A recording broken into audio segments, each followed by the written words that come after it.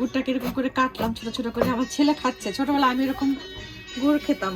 খেজুরের গুড়ের গন্ধটা তো সুন্দর, মানে কি বলবো। আর হচ্ছে এখানে নারিকেল আর গুড় দিয়েছে, এর মধ্যে একটু এলাচি দিব, তারপরে একটু মিল্ক দিব লাস্টে, একটু খিরখির হবে, সুন্দর একটা গন্ধ বের হয়েছে। করছি আপাতত, হতে থাক। তো ভাজার পর হঠাৎ মনে পড়লো আমি তো ভিডিও করিনি, একটু ঘি দিয়ে নিলাম। তারপরে এই যে এখানে আমার সব নারকেল, চালের গুঁড়া যেটা ভিজিয়ে ব্লেন্ড করেছিলাম সেটা একটু আমার গুঁড়ো দিয়েছে এর মধ্যে। তারপরে আমার পাটির সাপটার এই পাটিটা, তারপরে এখানে আমি ওই ক্ষীরটা দিয়ে দিব যেটা নারকেল দুধ দিয়ে করেছিলাম।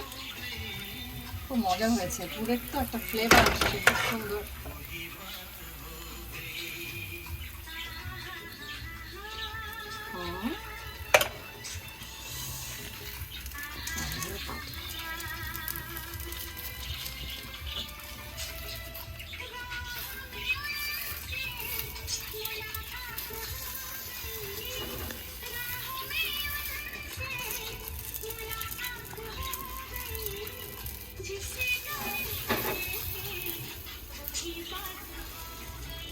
যাই হচ্ছে এই আমার ছেলে খেয়ে বলো টেস্ট হয়েছে।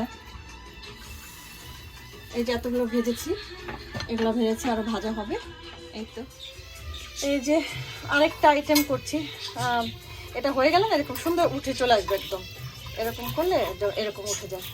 এই যে হয়ে গেছে, এই যে আমার চিতই পিঠা হয়ে গেল। আর একটা একটা করে তুলে নিব। আসলে ফোন এক হাতে নিয়ে এইভাবে করতে পারি না, তারপরে একটু চেষ্টা করছি বন্ধুদের দেখানোর জন্য, যেহেতু এত কষ্ট করে করছি এক হাতে, তাই না। এই যে মোটামুটি এগুলো তুলেছি, আর দু একটা খাওয়া হচ্ছে গরম গরম, আমার ছেলে খাচ্ছে, আমিও খেয়েছি, ভালোই হয়েছে। আর গরম গরম ভর্তা আছে আমার বানানো, ধনিয়া পাতা ভর্তা, তারপরে আছে হচ্ছে চিংড়ি ভর্তা, তারপরে আছে লাউ শাক ভর্তা চিংড়ি দিয়ে, রসুন দিয়ে বেশি বেশি করে, খুব মজা, এগুলো দিয়ে ভালোই লাগবে। শুটকি ভর্তাও আছে একটু। এগুলো অনেকে চিতই পিঠা যেটা, অনেকে না হাঁসের মাংস দিয়েও খায়, খাসির মাংস দিয়েও খারাপ লাগে না। আবার গুড় দিয়েও অনেক মজা। এই যে এটা হচ্ছে করেছিলাম মোটামুটি, ফোনে দেখে করছি।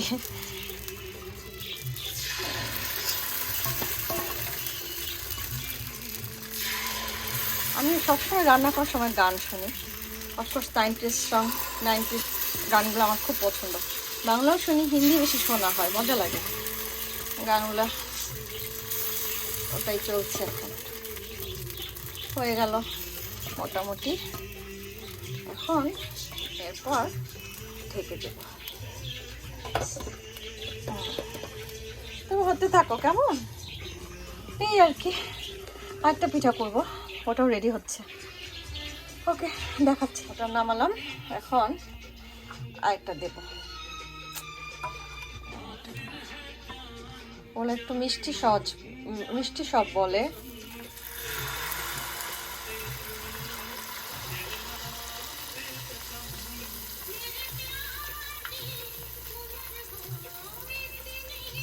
সুন্দর ফুলে যাবে এখন, ফুলের মতো।